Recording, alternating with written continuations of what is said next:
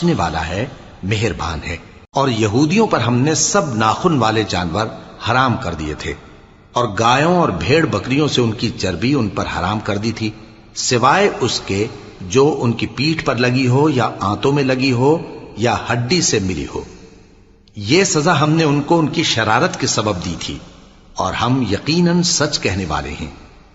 اب اگر یہ لوگ تمہاری تکذیب کریں تو اے پیغمبر کہہ دو، تمہارا پروردگار بڑی رحمت والا ہے، اور اس کا عذاب بھی گناہگار لوگوں سے نہیں ٹلے گا۔ جو لوگ شرک کرتے ہیں وہ کہیں گے کہ اگر اللہ چاہتا تو ہم شرک نہ کرتے، اور نہ ہمارے باپ دادا شرک کرتے، اور نہ ہم کسی چیز کو حرام ٹھہراتے۔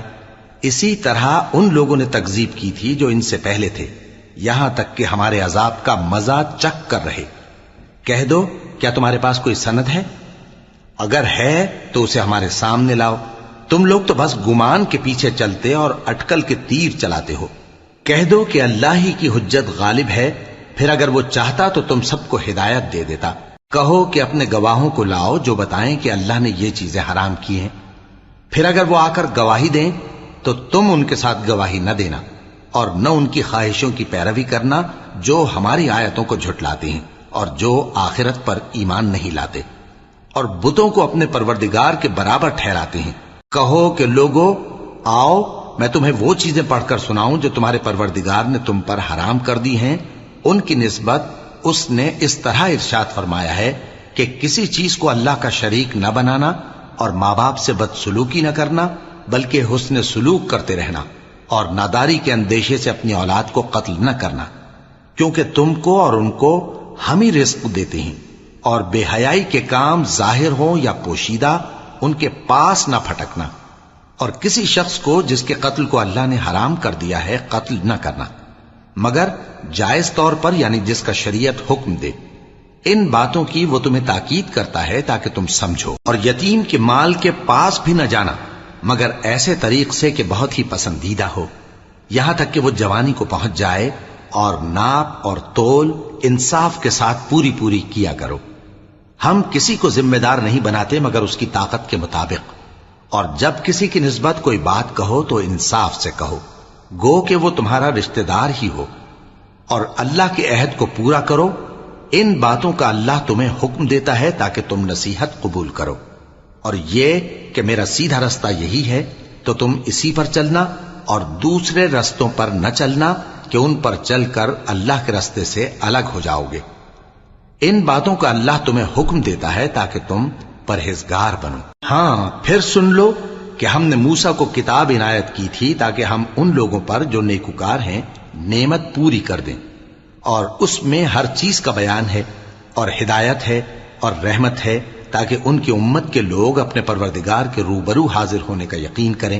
اور اے کفر کرنے والو، یہ کتاب بھی ہم ہی نے اتاری ہے برکت والی، تو اس کی پیروی کرو اور اللہ سے ڈرو تاکہ تم پر مہربانی کی جائے۔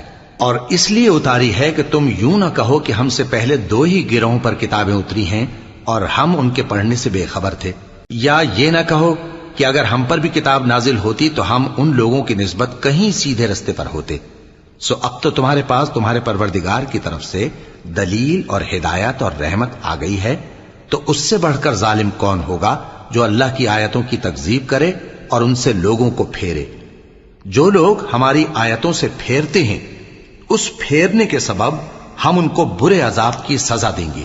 یہ اس کے سوا اور کس بات کے منتظر ہیں کہ ان کے پاس فرشتے آئیں یا خود تمہارا پروردگار آئے یا تمہارے پروردگار کی کوئی خاص نشانی آ جائے۔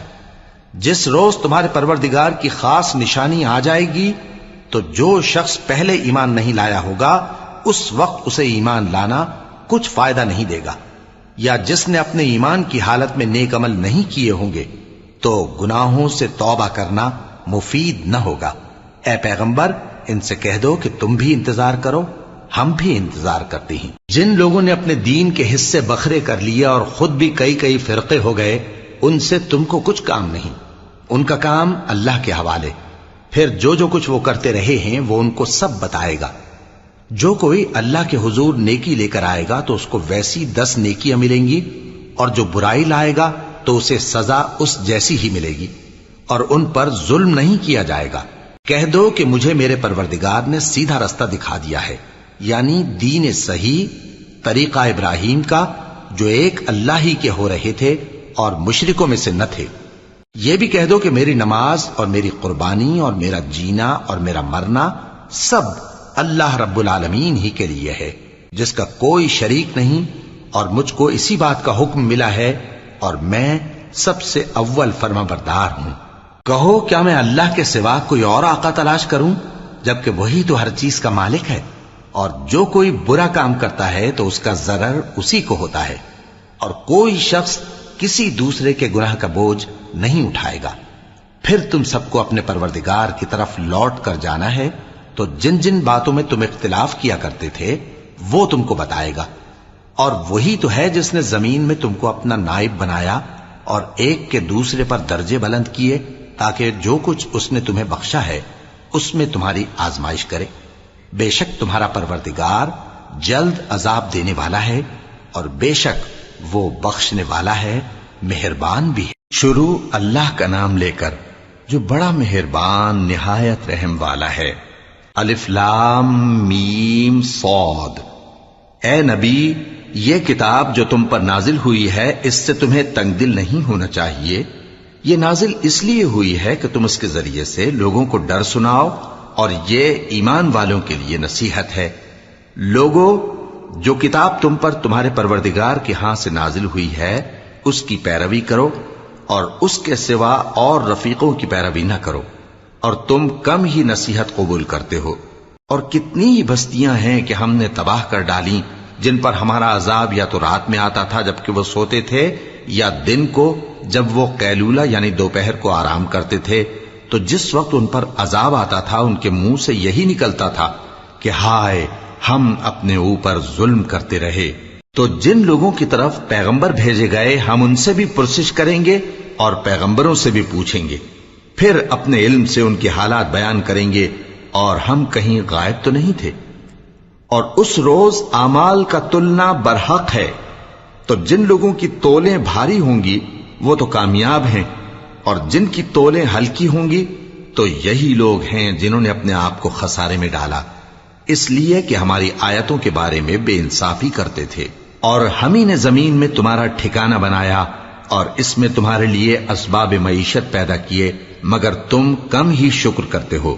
اور ہم ہی نے تم کو ابتدا میں مٹی سے پیدا کیا، پھر تمہاری شکل و صورت بنائی، پھر فرشتوں کو حکم دیا کہ آدم کے آگے سجدہ کرو، تو سب نے سجدہ کیا، لیکن ابلیس کہ وہ سجدہ کرنے والوں میں شامل نہ ہوا۔ اللہ نے فرمایا، جب میں نے تجھ کو بھی حکم دیا تھا تو کس چیز نے تجھے سجدہ کرنے سے باز رکھا؟ اس نے کہا کہ میں اس سے افضل ہوں، مجھے تو نے آگ سے پیدا کیا ہے اور اسے مٹی سے بنایا ہے۔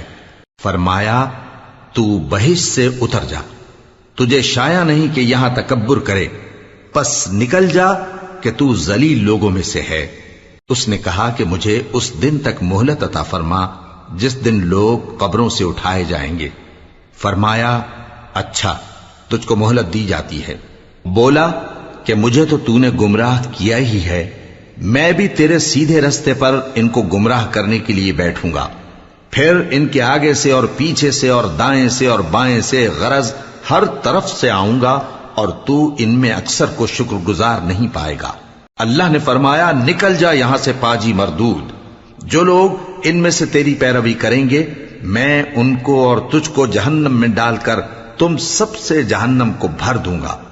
اور اے آدم، تم اور تمہاری بیوی بہشت میں رہو سہو، اور جہاں سے چاہو اور جو چاہو نوش جان کرو، مگر اس درخت کے پاس نہ جانا ورنہ گناہگار ہو جاؤ گے۔ تو شیطان دونوں کو بہکانے لگا تاکہ ان کی شرم گاہیں جو ان سے پوشیدہ تھیں ان پر کھول دے، اور کہنے لگا کہ تم کو تمہارے پروردگار نے اس درخت سے صرف اس لیے منع کیا ہے کہ تم فرشتے نہ بن جاؤ یا ہمیشہ جیتے نہ رہو۔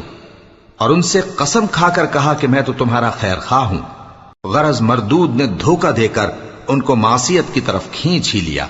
سو جب انہوں نے اس درخت کے پھل کو کھا لیا تو ان کی شرم گاہیں کھل گئیں، اور وہ بہشت کے درختوں کے پتے توڑ توڑ کر اپنے اوپر چپکانے اور سطر چھپانے لگے۔